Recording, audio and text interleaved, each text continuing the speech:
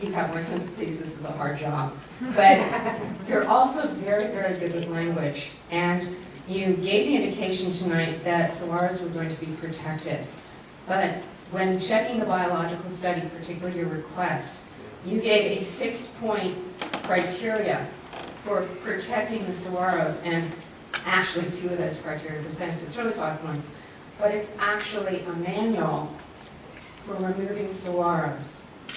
This is really sad. We are at the potential to see 885 acres seriously bladed, including old-growth saguaros.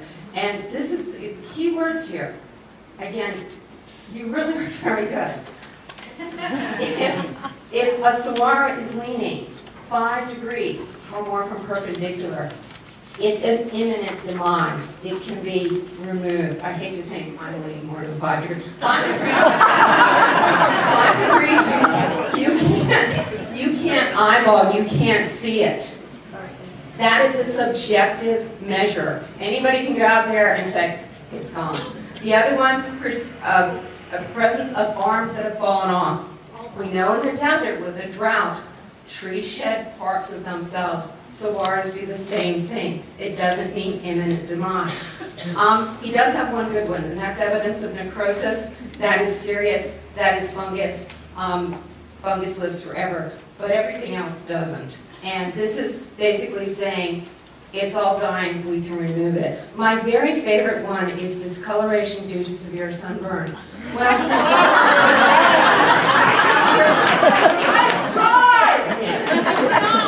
that's going to remove all the old-growth saguaro.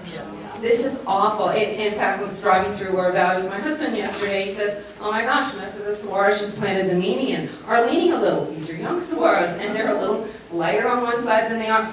That severe is a subjective measure. This is really bad scientist, and I'm a biologist. Okay, the last one, holes or damage by wildlife in areas that are vital to overall structural support. Keyword here is vital. That's subjective. How many of you have seen the saguaros with all their holes?